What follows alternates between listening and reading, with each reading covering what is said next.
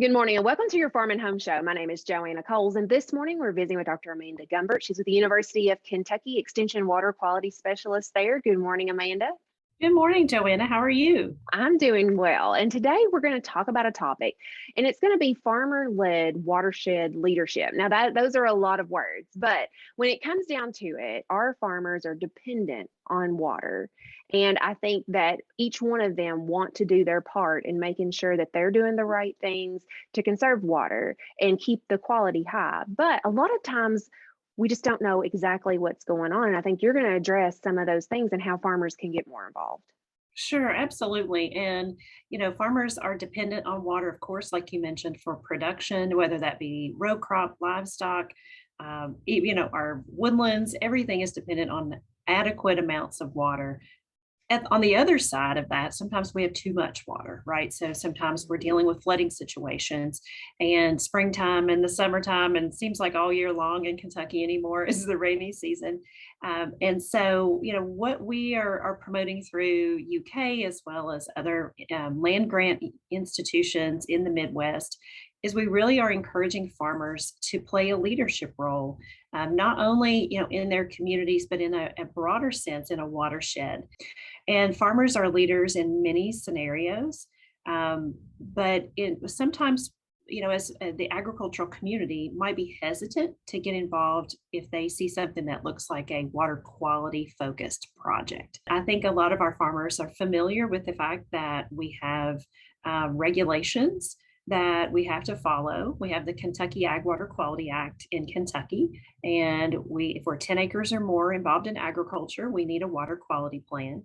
But when you're in a leadership role, you also have the opportunity to kind of influence what some of those practices actually look like in the implementation.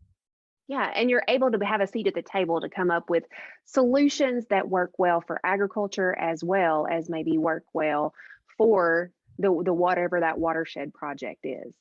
Yeah, absolutely. And I met with a group of farmers a few months ago, and just to talk about this particular topic.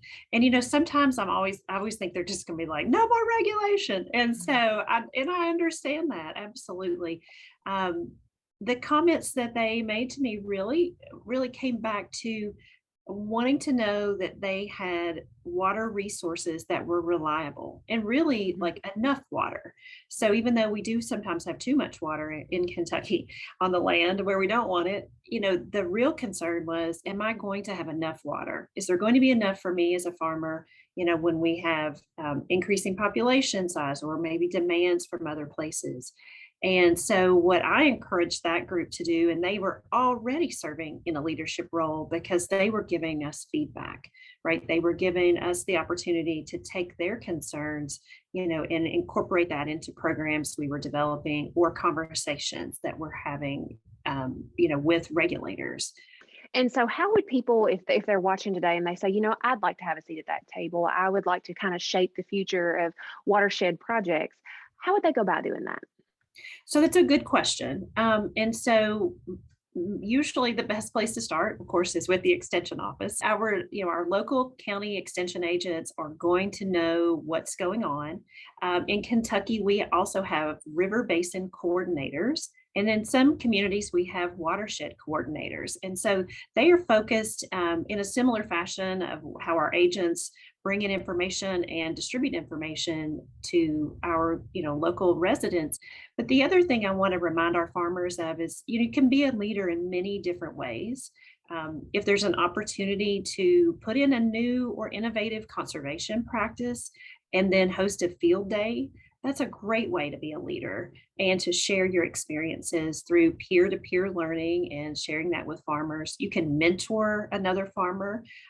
Also, even playing a leadership role by serving on a local board. So either an extension board or a conservation district board.